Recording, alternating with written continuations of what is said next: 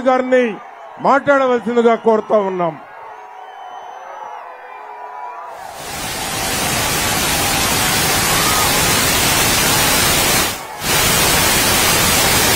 కమల్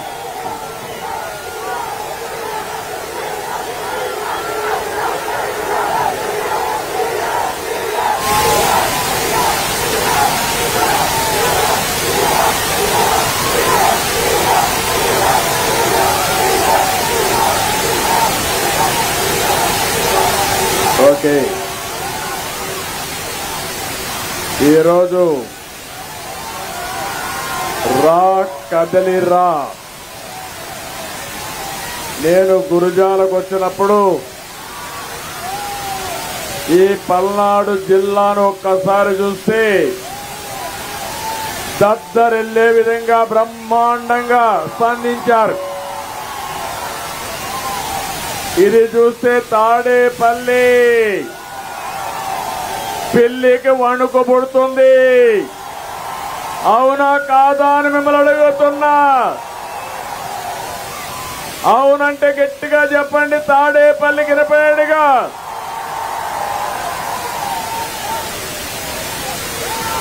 ఇరవై 22 మీటింగ్లు పూర్తి చేసి 23వ మీటింగ్ కింద నేను ఇక్కడికి వచ్చాను. మీ ఉత్సాహం చూస్తున్నా. ఊరకలెత్తే ఉత్సాహంతో ప్రజలు గాని మా ఆడబిడ్డలైతే రాణి రుద్రమదేవి మారిగా యుద్ధానికి మేము సైతం సై అని ముందుకొచ్చారు. యువత మీరే నా ఆశ. మీ ఉత్సాహం చూస్తున్నా. యువత ఏ సైడ్ ఉంటే ఆ సైడే గెలుపు. తెలుగుదేశం జనసేన గెలుపు ఎవ్వడు ఆపలేడు. అడ్డం వస్తే తొక్కుకుంటా పోతాం తప్ప తెలుగుదేశం జనసేన అన్స్టాపబుల్. తమలో జెండాలవన్నీ పక్కన పెట్టుకోవాలి. టీవీలు కనపడాలి. బయట కూడా వార్తలు వెళ్ళాలి. అన్ని తీయాలి. అవన్నీ చెప్పిన ఇనాళ్ళు అన్ని తీయండి.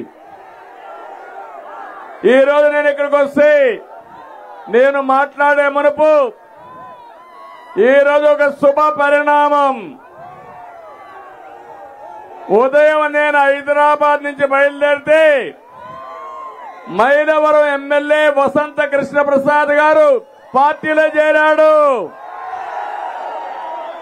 అక్కడి నుంచి నేను నెల్లూరు వెళితే సాక్షాత్తు ఒక ఎంపీ వేమిరెడ్డి ప్రభాకర్ రెడ్డి గారు పార్టీలో చేరారు. ఇప్పుడు ఇక్కడికి వస్తే నర్సారావుపేట ఎంపీ లావు కృష్ణదేవరాయలు పార్టీలోకి వచ్చాడు. ఉత్సాహవంతుడు, చదువుకున్న వ్యక్తి, స్వలాభం కోసరం కాదు, నిజమైన ప్రజాసేవ కోసం వచ్చాడు. అవునా కాదా? అవును అంటే గట్టిగా చప్పట్లు కొట్టి మీ యొక్క నేను అనుకున్నాను లావు కృష్ణదేవరాయలు గారు పార్టీలో చేరతారు. చేరిన తర్వాత ఈయనకు మంచి పేరుందా చెడ్డ పేరుందా అని మిమ్మల్ని అందరిని అడిగాను. గుర్తుందా? ఐవీఆర్ఎస్ వచ్చింది. వచ్చిందంటే జైలుపైకి ఎత్తండి. శభాష్.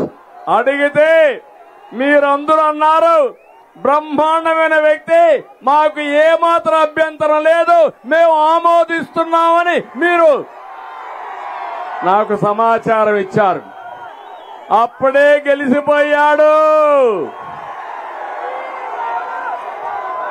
ఈ ముగ్గురిని ఒకసారి చూస్తే రేపో ఎల్లుండో ఒంగోలులో మాగంట